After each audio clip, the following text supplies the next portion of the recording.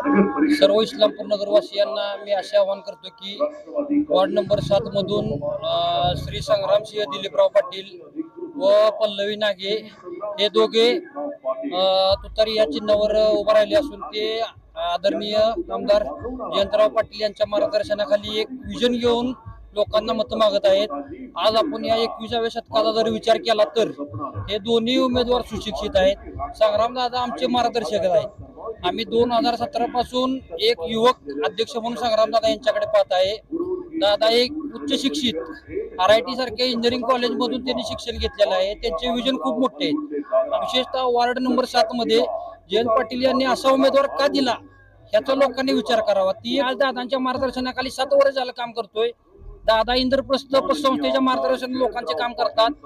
तसेच दादा अनेक चॅरिटी संस्था तिथे दादा चॅरिटी याच्यातून माध्यमातून काम करतात।